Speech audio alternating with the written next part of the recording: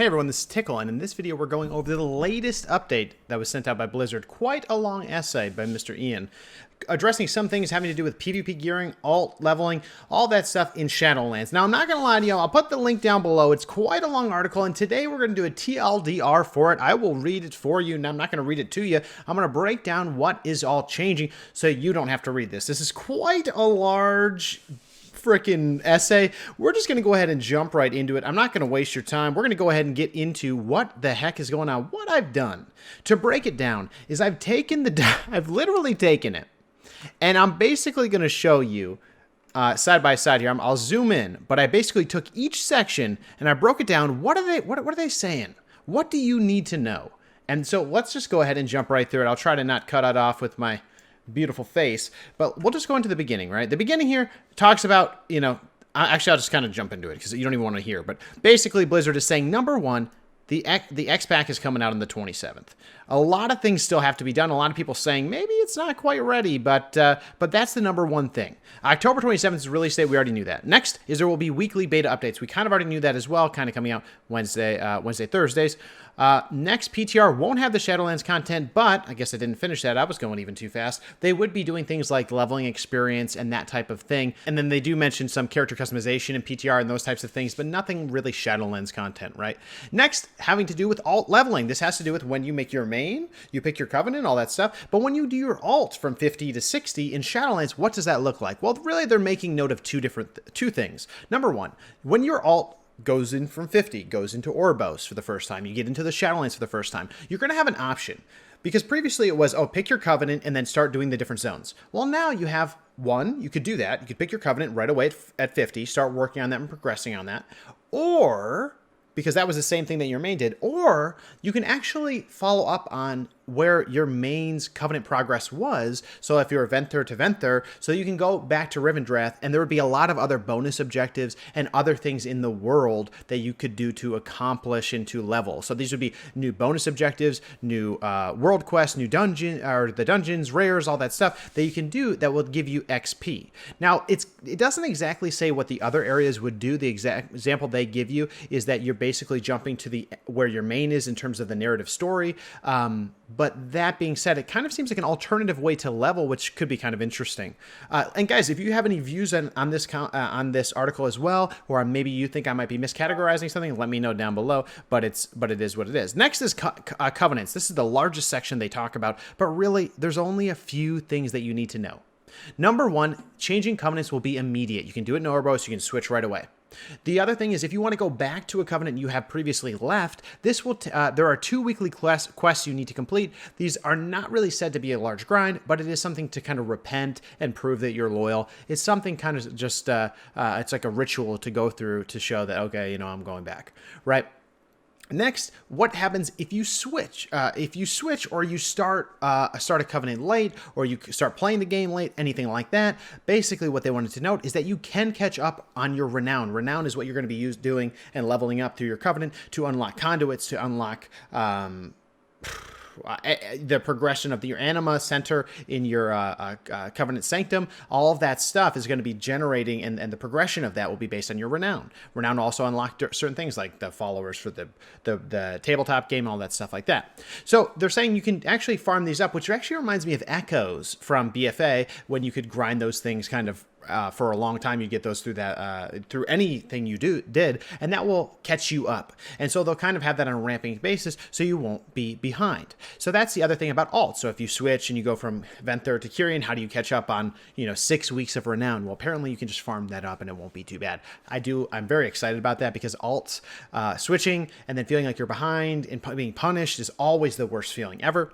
Next, they talk about covenants. And the fact that people have been saying they're not happy that there's this whole switching. You have to align yourself. You have to align yourself based on your class abilities, based on the soulbind trees. There's so many convoluted things included in these kind of overlapping systems, and the community has kind of voiced their opinion that they are not that big of a fan of that, having to commit and having to only get those abilities, especially when they're going to read guides. We're going to run the sims. Bloodmouth's going to tell us exactly what to do, and we're going to know which one statistically is the best for PvP from the PvPers, from PvE from the sim masters, right? And you're going to have to go that thing.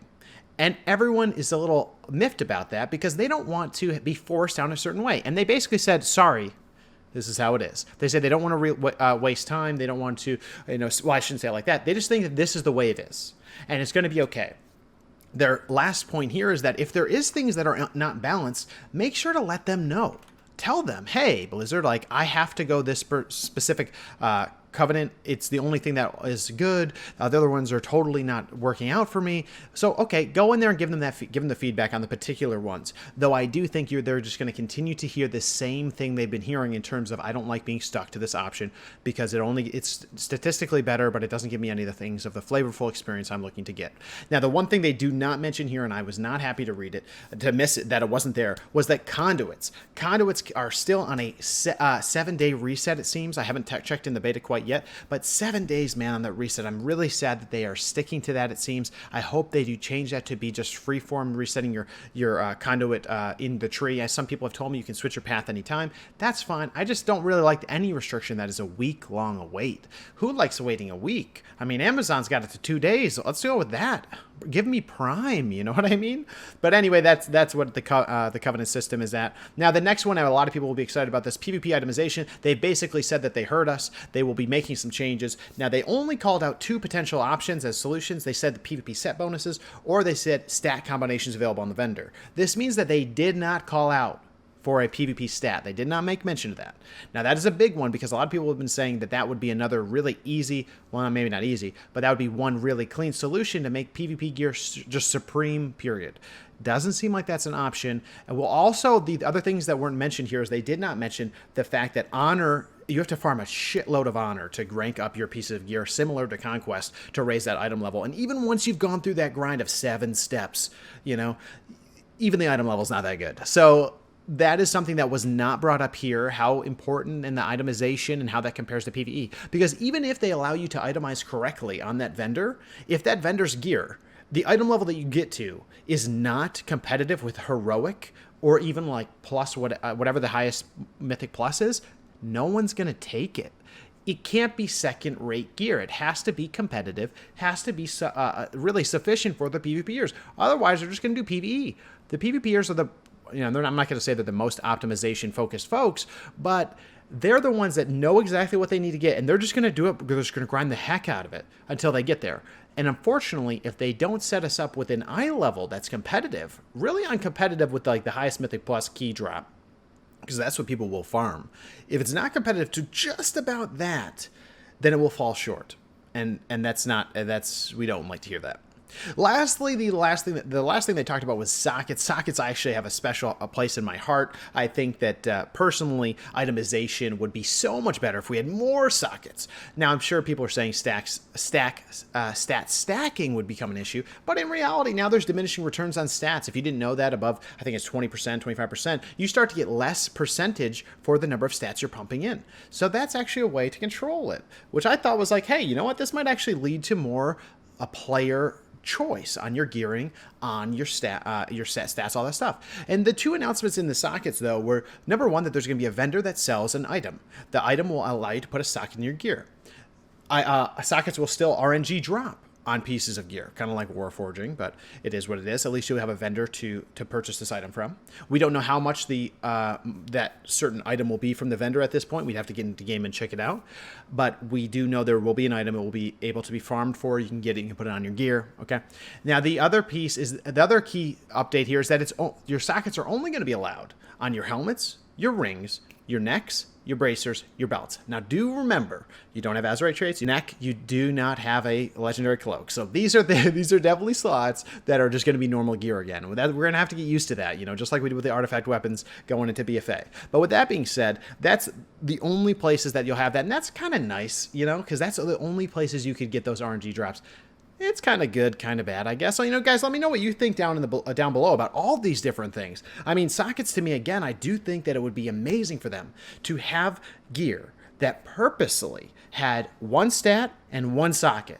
That would be an easy way to give other drop opportunities, other gearing choices to have. In Mythic Pluses, I do not like that certain dungeons, there's only like 1 dungeon that has the Haste Verse belt, right, for your class. You have to farm the crap out of it for that one item. Why not have that over there, but over in the raid there's a customizable option, and then over in another mythic there's another one that has a socket and a stat. That is the type of, I would love to be able to get gear from all over the place. I did not like, and I might make a different video about this, but I do not like in BFA to farm a belt. The only belt that Ellie Shaman needed was like one, right? Like I would only go to those dungeons that had my gear, which actually meant that certain dungeons were just underplayed.